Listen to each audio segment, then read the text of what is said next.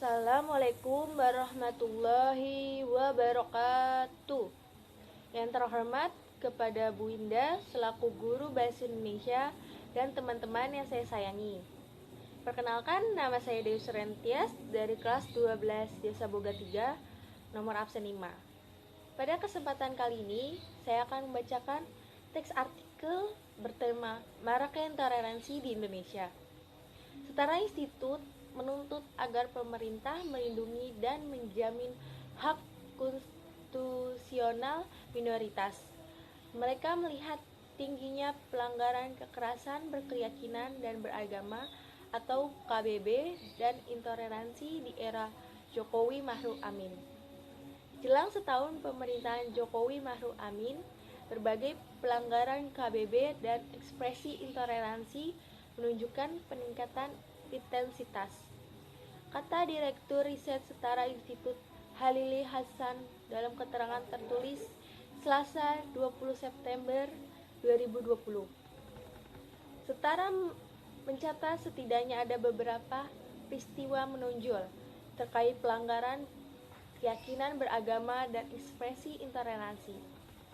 Pertama, pelanggaran pembangunan fasilitas rumah dinas pendeta di Gereja Kristen Protestan Bapadairi atau GKPBD Kecamatan Napagaluh, Kabupaten Aceh Singkil pada 1 September 2020.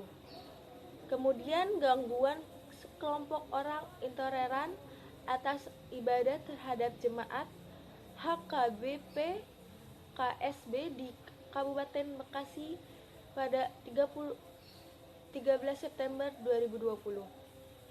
Lalu muncul penolakan ibadah dilakukan oleh sekelompok warga Geraha Prima Kecamatan Jonggol Kabupaten Bogor terhadap jemaat dari Gereja Pantekostal di Indonesia pada 20 September 2020. Terakhir, pelanggaran ibadah bagi umat Kristen di Desa Nakstemi, Kecamatan Bangsal, Kabupaten Mojokerto pada 21 September 2020.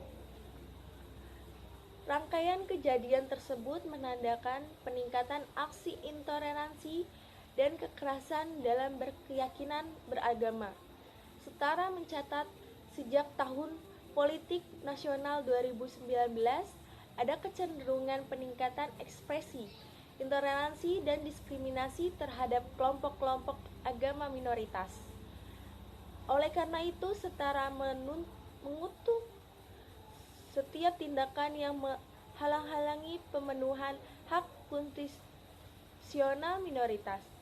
Halili menuturkan permasalahan intoleransi dan pelanggaran KBB justru berada di tingkat negara, sebab pemerintah tidak pernah hadir ketika kelompok minoritas diintimidasi, diskriminasi, dan bahkan dipersekusi. Kalaupun hadir, aparat pemerintah termasuk aparat keamanan cenderung berpihak pada kepentingan pelaku intoleransi dan pelanggaran yang mengatasnamakan mayoritas. Minoritas kerap kali dikorbankan dan dipaksa mengalah atas nama harmoni dan kerukunan, kata Halili. Ketiga, Setara mendesak Menteri Dalam Negeri Tito Karnavian untuk mengambil langkah dalam menyelesaikan masalah KBB dan intoleransi. Tito seharusnya mampu mengambil kebijakan yang progresif sesuai dengan otoritas legal dan demokratis yang tersedia untuk menjamin tata kelola pemerintahan daerah yang inklusif dan toleran dalam kebinekaan.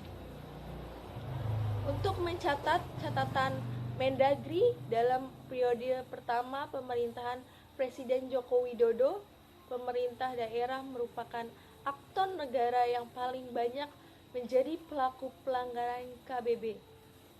Dengan 157 tindakan, baik dalam bentuk tindakan langsung, peraturan intoleran dan diskriminatif, maupun pembiaran, kata Halili. Pemerintah pusat tidak boleh diam, melainkan harus hadir menangani penjalaran intoleransi yang secara terus-menerus terjadi di daerah. Tegas hal ini. Pendapat saya, semenjak pemerintah Jokowi, masih banyak intoleransi. Dilihat dari semester pertama pemerintahan Jokowi, banyak terjadi disintegrasi karena ekonomi yang buruk. Sedangkan semester pertama pemerintahan SBY